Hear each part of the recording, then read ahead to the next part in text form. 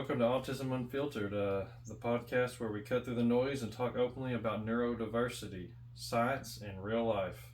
I'm your host, Justin, and I have Shuree with me today. Hi, everybody's got some questions. Let's get to some answers. All right, thanks for being here. All right, so what exactly is autism?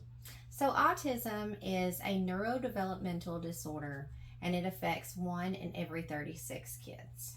Okay, all right, that's interesting. So when people say autism is a spectrum, what exactly does that mean? So, if you think about the color wheel, and different slices are different aspects, maybe symptoms, maybe sensitivities, maybe issues and help types that they need. One person can be different levels at different times and different days. And it's really not so much as a spectrum anymore as it is levels. Scientists now define it on levels, levels 1 through 3. Okay. So, how are these different levels of autism spectrum disorder defined and diagnosed? Like when they. So, to make it simply, Mhm. what you would have considered maybe high functioning in the past would be more of a level 1 autistic person where they need minimal support. Maybe they have very good communication skills.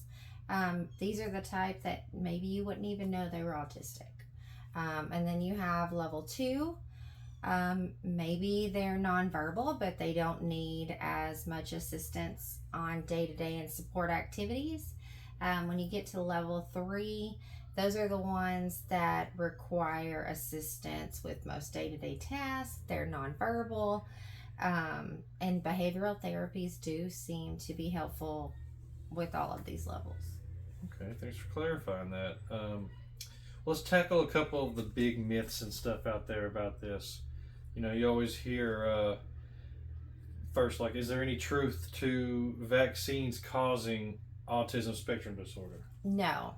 There was a man in London who did a study between 95 and 98. He was sent 12 boys who had gastrointestinal issues within so long of receiving the MMR vaccine. He did unethical studies on these boys that were not approved by his hospital. He's since been discredited, lost his medical license, and plenty of other scientific studies and research since then has shown us that vaccines do not lead to autism. Okay, well, appreciate that. What about the Tylenol or acetaminophen thing? Has that actually been shown to cause autism? So, in studies done in the later 2010s, they found that there were some antibiotics and some medicines that, when exposed to in an early age or by maternal, while the mother's pregnant, they do end up causing a higher chance in autism. But surprisingly, it's not Tylenol, it is penicillin. There's some other ones, and the virus rubella, which I thought was very interesting. That is part of the MMR vaccine. If a pregnant mother is exposed to rubella, the infant has a much higher chance of developing autism later in life. Okay. Well, then, if vaccines or Tylenol didn't really cause it, what does cause autism spectrum disorder? So there are a lot of factors when it comes into determining who has or who will be diagnosed with autism spectrum disorder.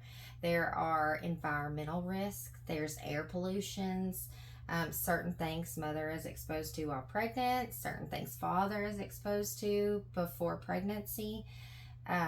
It's hereditary, so if there's a mom or sister or grandma or brother, the chances go up, and in certain types of twins, chances go up even higher.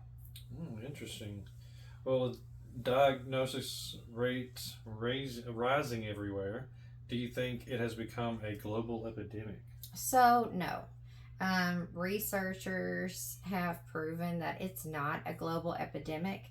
Diagnostic tools, they're screening kids at a much earlier age, starting from birth. And it's leading to most children being diagnosed by the age of 2. Okay. So that's kind of when vaccines end, and that's how they get that little tie in there too. Okay, got it. Well, for people who are autistic themselves or think they have some kind of, place on that spectrum, what what kind of ways could they learn to manage or help control it? Is there any way? So yeah, there is ABA therapy, which is it breaks it all down task by task. Like, what are you trying to achieve? And then they help you achieve that task. I've seen and read Life on the Bridge by Kaylin Barrow.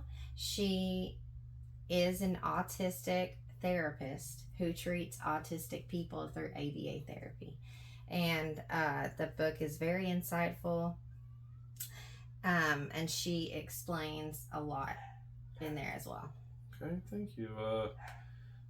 Maybe I and the listeners can go look into that until our next podcast. And I would definitely recommend it. And I thank you. I appreciate your time, and it's been eye-opening. Thank you again to our guests. And if you want more resources or to be able to continue this conversation, just come back and see us again here at Autism Unfiltered. Have a great one. Yeah, thanks for watching, guys. Okay. I'm sure that was fun.